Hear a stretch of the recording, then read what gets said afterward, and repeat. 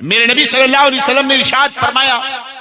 اگر اس دنیا کی حیثیت رب کی بارگاہ میں مچھر کے پر کے برابر بھی ہوتی تو کافر کو ایک گھونٹ پانی بھی اللہ نہ دیتا، مگر اس کی حیثیت اللہ کے ہاں ایک مچھر کے پر کے برابر بھی نہیں ہے، بلکہ فرمایا یہ دنیا تو مردار کا لتڑا ہے جس سے بدبو آتی ہے، اس کی کوئی حقیقت نہیں۔ آج انسان اسی دنیا کے پیچھے پڑا ہوا ہے، اور اس کا نقصان میرے نبی نے جو فرمایا حب الدنیا راس کل خطیئۃ، دنیا کی محبت ہر مصیبت اور بربادی کی جڑ ہے۔ ذرا آپ سوچئے تو صحیح، اللہ نے جتنی روزی عطا فرمائی ہے اگر اس روزی پر انسان اکتفا کر لے، اللہ جتنا دے گا میں اتنا کھاؤں گا، تو آدمی ایک وقت کا کھانا کھا لے، دوسرے وقت کا کھانا نہ ملے، وہ صبر و شکر کر کے اپنی زندگی گزار لے گا، جھوپڑی میں اپنی زندگی گزار لے گا، دو چار کپڑوں میں اپنی زندگی گزار لے گا، مگر اسی دنیا کی محبت نے اسے ایک بہت ہی بڑا مکان بنانے پر مجبور کیا،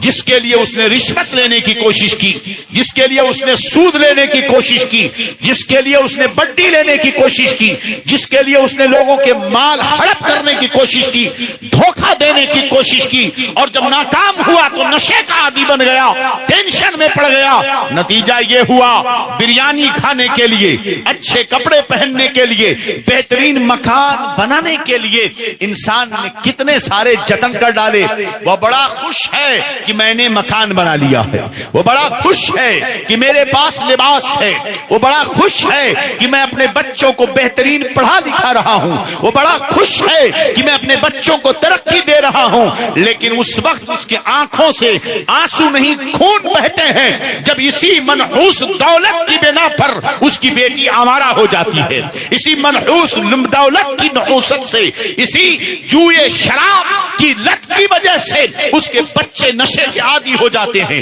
نوجوان تباہی کے دہانے پہ جاتے ہیں۔ یہ اصل ہوا کہاں؟ اگر اس نے اتنی بڑی تمنا نہ کی ہوتی، اس دنیا کو سب کچھ نہ سمجھا ہوتا، تو پہلے وہ توجہ دیتا، اے میرے مولا اس دنیا میں تجھے پسند ہے تیری یادیں، تو خود نماز پڑھتا، اس کا بچہ نمازی ہوتا، خود قرآن پڑھتا، اس کا بچہ قرآن پڑھنے والا ہوتا، خود نعتیں پڑھتا، اس کے گھر والے نعت پڑھنے والے ہوتے۔ آج ہم رو رہے ہیں، اللہ اکبر کبیرہ، اس آج ہمارے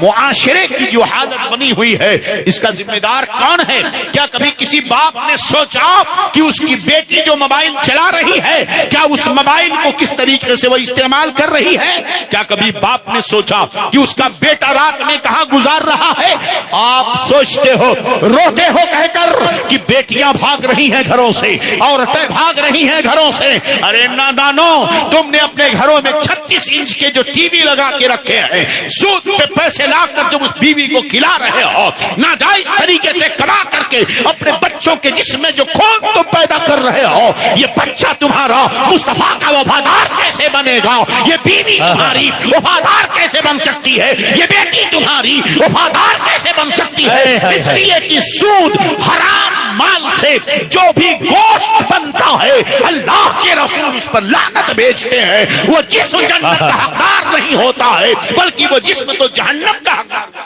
ہے۔ بہت عمدہ۔